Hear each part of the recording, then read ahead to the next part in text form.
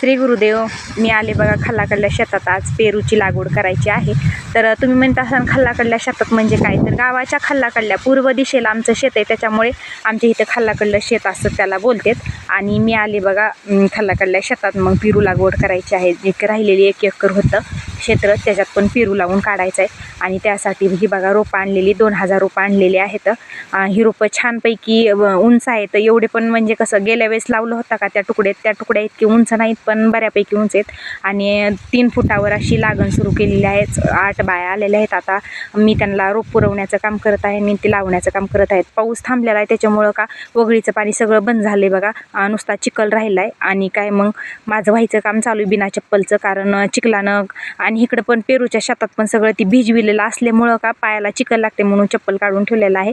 आणि मी आले होते बघा आता तळ्याकडे चाललेले होते. जाता जाता म्हणलं चला इकडल्या पेरूत पण चक्कर मारावी. इथं ब्रश कटरनं गवत कट करायचं काम चालू आहे. आणि परत आरतीसाठी जायचं होतं.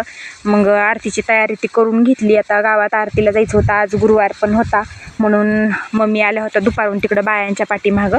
म्हणून म्हटलं चला आपलं जाऊन घास ती तोडायचा होता, त्याच्यामुळं इकडं आले होते तळ्याकडल्या शेतात. आणि मग काय आरती लवकर 7:30ला चालू होते. 7:30ला नाही, 7:30ला नाही होत, 8:30ला चालू होते.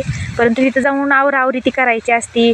माऊलींपुढं पायघडी ती सगळं आवरायचं असतं, त्याच्यामुळे मी आज लवकरच इकडं आलेले होते. आणि थोडंसं नाही का गुरुमाऊलींबद्दल थोडंसं प्रतिमेचं महत्त्व सांगितलं. जरा काही मी आज पहिल्यांदाच असं म्हणजे सगळ्यांसमोर बोललेले होते, त्याच्यामुळे मला एक मधून असं कसं भीती वाटल्यासारखं होतं. परंतु काय आपल्या गावातल्याच बाया होत्या, त्यांनी पण थोडंसं समजून घेतलं.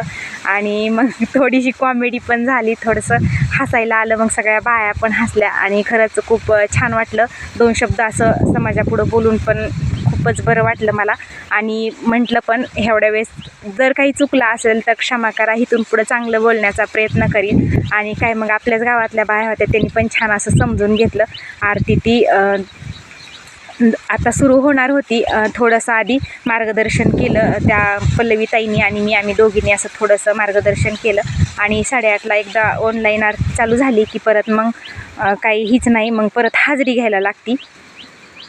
मग त्यापूर्वी गणपतीची आरती केली जाते, परत विठ्ठल रुक्मिणीची आरती केली जाते. विठ्ठल रुक्मिणी मंदिरात आहे ना, त्याच्यामुळं मग त्या दोन्ही पण आरत्या केल्या जातात. आणि बरोबर 8:30ला ऑनलाईन आरती चालू झाली की मग आरतीला इकडं सुरुवात होते.